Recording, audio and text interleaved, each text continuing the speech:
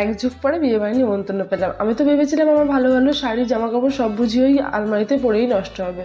তা যাই হোক, একটা যখন নিমন্ত্রণ পেলাম চুলগুলো তো একটু ঠিক করতে হবে, তাই জন্য একটু বাজারে যাবো বলে বিকেলবেলা রেডি হয়ে গেছি। আরে বিকেল কি বলছি, সন্ধে হয়ে গেছে।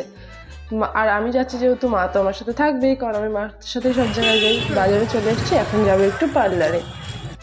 এই যে চলে এসেছি পার্লারে। জানো তো, আমার মনে হয় শহরের ওই অনেক অনেক জাঁকজমকপূর্ণ বড় বড় পার্লারের থেকে গ্রামের এই ছোটো ছোটো পার্লারগুলোতে বেশি কাজ জানে। আর যেহেতু বিয়ের সিজন ছিল, প্রচুর ভিড় ছিল।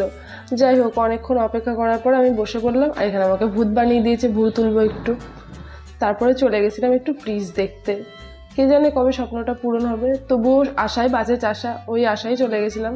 আর সামনে তো গরম, এই জন্য প্রচুর লেটেস্ট মডেল ঢুকছে, ওই জন্য দেখতে গেছিলাম। আর এই সামনে যে কালো ফ্রিজটা আছে, এত ভালো লাগছে।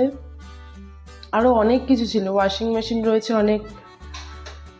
তারপর বেরিয়ে আসার সময় নিচে অনেক এসি ছিল। যাই হোক, আমি এবার বাড়ি যাব। ফুচকা খেতে চলে এসেছি। এই দাদুর কাছে ছোটোবেলা থেকেই ফুচকা খেতাম বাজারে আসলে। আর দেখো কতটা রাত হয়ে গেছে বাড়ি ফিরতে, কতটা রাত না মানে 8টাই বাজে, কিন্তু গাড়ি ঘোড়া নেই, যেহেতু এটা গ্রাম। কী করে যে বাড়ি ফিরবো, কোনো মতে বাড়ি তো ফিরে গেলাম। আচ্ছা, তোমাদের দেখাই আমি কীভাবে চুলটা কেটেছি, আর তোমরা অবশ্যই কমেন্ট করে জানিও আগের চুলটা ভালো ছিল না এবারের চুলটা বেশি ভালো হয়েছে।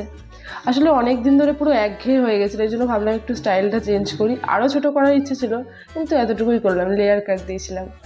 আচ্ছা, আমার ভিডিওগুলি ভালো লাগলে লাইক করো।